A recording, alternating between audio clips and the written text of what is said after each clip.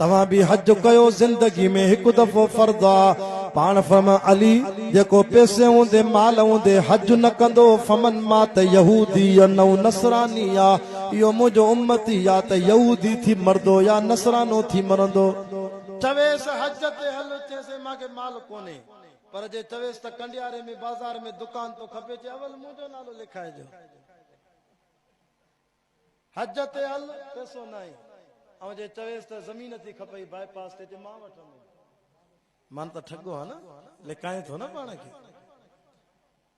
हिकिड़ो मुल्क आहे लबनान ग़ालिबन इहो या ॿियो मुल्क आहे उते शादी कराईंदा आहिनि त घोट कुंवार खे निकाह नामे में इहो शर्त लिखाईंदा आहिनि त शादीअ खां पोइ तव्हांखे जल्दी पहिरियों हज करणो आहे। अक्सर तव्हां सोशल मीडिया ते मोबाइल ते टेलीविजन ते हज ॾिसो न हज में तव्हांखे उन मुल्क जा जवान नज़र ईंदा बाक़ी असांजा पाकिस्तानी ऐं हिंदुस्तानी कुल कुराड़ा नज़र ईंदा जेके शैतान खे पथरी बि सही न हणी सघनि। असां वटि गुनाह करे करे करे करे के पोइ कुराड़ो थिया पोइ हज कंदुमि पोइ पाण खे बख़्शराईंदुमि। अरे मौत त जवानी में अची थो सघे। खबरदार अल्लाह पैसो ॾिनो थी वञ हज करे आ। नबी से फरमाया जेको हाजी हज करे मोटी तो अचे हज मबरूर अल्लाह वटि कामयाब थी वियो। इहो गुनाहन को ईअं तो पाक थिए ॼण माउ जे पेट मां न हुजायो। हज अहिड़ी अहम इबादत आहे इहे पैसा तुंहिंजा रायगान न आहिनि।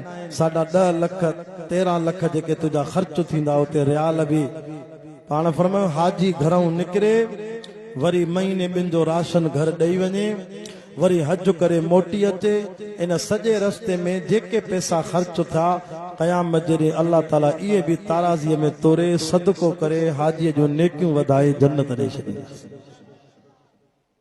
जेकॾहिं कंहिंजी दिलि चवे थी न मां आसूदो थियां नबी से फरमायो पोइ नुस्ख़ो इहो अथसि त हज उमरा घणा करे हज कंदो उमरा कंदो अल्लाह रोज़ीअ में अहिड़ी बरकत ॾींदसि जो खुटंदो न रब अञा वधाईंदसि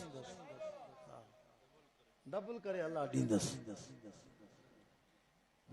जेकॾहिं तव्हां ग़रीब हो मिसकीन हो कंडियारे वारो तव्हांखे हज जी ताक़त न आहे न तव्हांजी दिलि चवे थी असां हज कयूं उमरो कयूं त पोइ पंहिंजे घर में पीउ मां ज़िंदा थी उन्हनि जी ख़िदमत कर अबे अम्मा जे चेहरे जो दीदार करो रोज़ घर वेठे हज उमरे जो क़बूल पहले जो सवाब ॾेई छॾींदो साईं।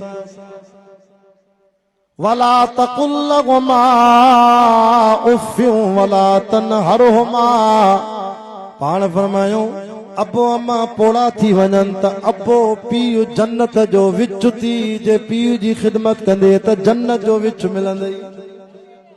अम्मा अल जन्नत तहत अक़दामिल उम्मात माउ जे कदमनि में जन्नत थी अम्मा जी जल्दी ख़िदमत कंदे त जन्नत मिलंदई ऐं पीउ मां जे चेहरे जो दीदार कर ख़िदमत कर रोज़ हज उमरे जो सवाब मिलंदई। उफ़ गार त पंहिंजी जाते दड़को त पंहिंजी जाते पीउ मां खे उफ़ बि न चइजांइ। आख़िरी ॻाल्हियूं तवजो कयो मुंहिंजो टाइम पूरो थी वियो आहे मां दुआ घुरण वारो आहियां। वला तनहरहुमा अबे अम्मा के झिणक भी न ॾिजांइ वक़ुल लहुमा क़ौलन करीमा पीउ मां सां ॻाल्हाए त सुहिणो थी ॻाल्हाइजांइ। हाजी तोखे मुबारक हुजे तूं उन घर जी इबादत थो करे जंहिं घर जो ठाहिण वारो मिस्त्री भी अल्लाह जो नबी जंहिं घर जी मज़दूरी करण वारो मज़दूर भी अल्लाह जो नबी मिस्त्री इब्राहिम अलैहिस्सलाम मज़दूर इस्माइल अलैहिस्सलाम घर कंहिंजो आहे। मां खुतबे में पढ़ियो इन अव्वल बैतिन वुज़िया लिन्नास थकिजी पिया सुभान अल्लाह डरी विया।